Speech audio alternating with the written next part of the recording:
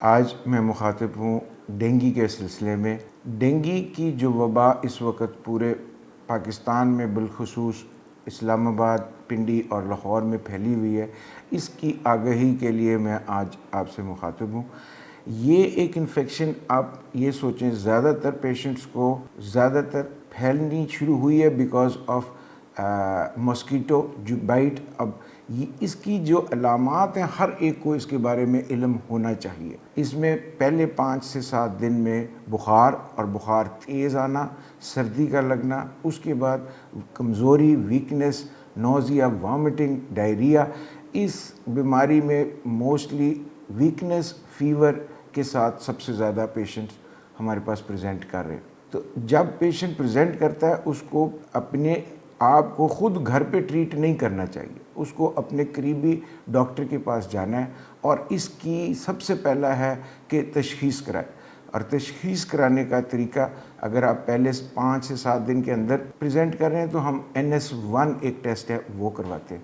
اگر 5 سے 7 دن کے بعد آتے ہیں تو اس میں ڈینگی IgM کرایا جاتا ہے۔ اس کے ساتھ ساتھ ہم CBC فار ڈینگی جو کہ حکومت کی ہدایات کے مطابق 90 روپے کا ہر لیبارٹری کر رہی ہے، اس سے کافی حد تک آئیڈیا ہو جاتا ہے کہ آپ کے پلیٹلیٹ کتنے نیچے ہیں، کتنی وائٹ سیل کاؤنٹ نیچے ہے۔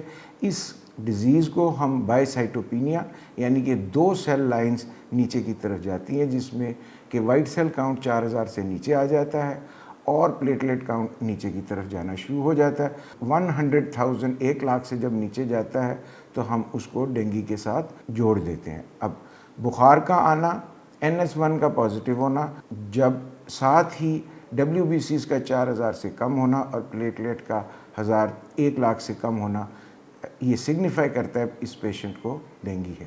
موسٹ آف دا پیشنٹس جیسے ایز آؤٹ پیشنٹس ٹریٹ ہو سکتے ہیں، ان کو بیسکلی کرنا یہی ہے کہ اپنے ٹیسٹ بار بار کرانے ہیں جس میں کہ ڈینگی کا جو NS1 ہے کنفرمیشن ایک ہی دفعہ، بار بار NS1 کرانے کا یا ڈینگی IgM کرانے کا کوئی فائدہ نہیں، وہ صرف پیسوں کا زیان ہے۔ آپ نے بار بار CBC فار ڈینگی کرانا ہے تاکہ آپ کو علم رہے کہ آج آپ کے پلیٹلیٹ کدھر ہیں، آپ کا وائٹ سیل کاؤنٹ کدھر ہے۔ اس میں پلیٹلیٹ کاؤنٹ سے زیادہ ضروری ہوتا ہے ہیمیٹوکریٹ کا۔ اگر ہیمیٹوکریٹ بہت زیادہ بڑھ جائے یا کم ہو جائے، جب کم ہو جائے تو اس کا مطلب ہوتا ہے کہ بلیڈنگ ہو رہی ہے۔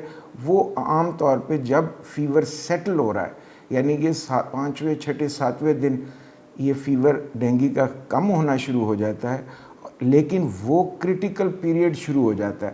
ہم کہتے ہیں 5 سے 7 8 دن میں جس دن شروع ہوا ہے وہاں سے 5واں سے 6ٹھا 7واں 8واں دن زیادہ کریٹیکل پیریڈ ہے، کیونکہ اس میں یا پیشنٹ کو بلیڈنگ ہونے کا رسک ہو جاتا ہے یا پیشنٹ جس کو ہم کہتے ہیں لیکی فیز میں جانے کا خطرہ ہو جاتا ہے۔ لیکی فیز کا مطلب کیا ہے؟ پیشنٹ کے بلڈ ویسلز میں سے جو فلوئڈ ہے وہ لیک کر کے لنگز میں چلا جائے یا لنگز کی باہر جھلی میں پلورل ایفیوژن کی طور پہ آ جائے یا معدے کے باہر ایز اسائٹس آ جائے۔ زیادہ تر لوگ گھر پہ ویسے ٹریٹ ہو سکتے ہیں، آپ نے صرف پیناڈول لینی ہے، اپنے بخار کو مانیٹر کرنا ہے اور اس کے ساتھ گھر پہ رہنا ہے۔ نمبر 2، جب یہ بیماری ایک گھر میں آتی ہے تو وہ اس گھر میں پھیل سکتی ہے۔ یہ کووڈ کی طرح سانس سے نہیں پھیلتی، یہ اس کے لیے انسیکٹ بائٹ ہونا ضروری ہے۔ پیشنٹ کو جب ڈینگی کی انسیکٹ یہ جو ہے ماسکیٹو کاٹتی ہے وہ خود انفیکٹڈ ماسکیٹو کہلاتی ہے۔ جب یہ انفیکٹڈ ماسکیٹو گھر کے کسی اور فرد کو کاٹے گی تو یہ بیماری اس کے اندر ٹرانسمٹ بھی ہو جائے گی۔ جو گھر میں پیشنٹ ہیں وہ اپنے اوپر ماسپیل یا کوئی بھی انسیکٹ ریپیلنٹ جو بھی جسم کا حصہ نظر آ رہا ہے اس کے اوپر لگائیں، اور کوشش یہ کی جائے کہ فل سلیوز والی شرٹس اینڈ پینٹس پہنیں اور آپ کے پیر بھی کورڈ رہیں تاکہ انسیکٹ کے لیے بائٹ کرنے کے لیے جگہ کم سے کم ہو، اور اس جو جگہ اویلیبل ہے اس کو انسیکٹ ریپیلنٹ لگائیں تاکہ انسیکٹ آپ کو نہ کاٹے۔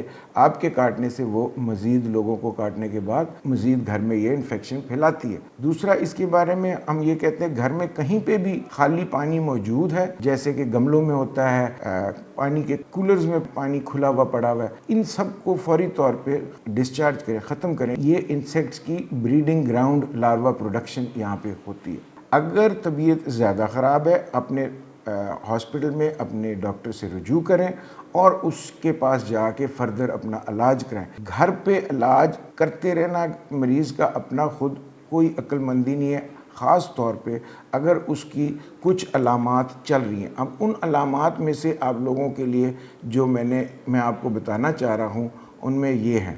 ان کو ہم عام لفظوں میں وارننگ سائنس کہتے ہیں. اگر یہ آپ کے اندر چل رہے ہیں اور آپ گھر پہ رہتے ہیں تو آپ اپنی زندگی کے ساتھ رسک لے رہے ہیں. جیسے میں نے بتایا جہاں پہ 4 نمبر آتے ہیں CBC فار ڈینگی میں، اس میں سے ایک نمبر HCT یا ہیمیٹوکریٹ کہلاتا ہے. اگر وہ 30 سے کم یا 50 سے زیادہ ہو جائے تو آپ کا گھر پہ بیٹھنا بہت رسکی ہے. ایسے پیشنٹ کو ہر صورت میں ایڈمٹ ہونا چاہیے. نمبر 2، پلیٹلیٹ کاؤنٹ کو ہر صورت میں 50 سے اوپر ہے. اگر 50 سے نیچے جا رہا ہے اس کا رسک آف بلیڈنگ بڑھ جاتا ہے. ایسے مریض کو ہر صورت میں ایڈمٹ ہونا چاہیے. لیکن آپ اس پہ یہ نہ سوچیں کہ پلیٹلیٹ کی انفیوژن لگانا بہت ضروری ہے. پلیٹلیٹ کی انفیوژن لگانے کی بہت کم انڈیکیشنز ہیں اور اس کو عام طور پہ ڈاکٹرز ہم لوگ ریکمینڈ نہیں کرتے، لیکن اس کاؤنٹ کو فالو ضرور ہم کرتے. اس کے علاوہ جس مریض کو نوزیا، وامٹنگ چل رہی ہے، پیٹ میں درد چل رہا ہے اور وہ کھا پی نہیں سک رہا، تو اس کو یہ دیکھنا ہے کہ اس کے جسم کے اندر پانی کی مقدار، بلڈ کے اندر پانی کی مقدار کم سے کم ہوتی جائے گی.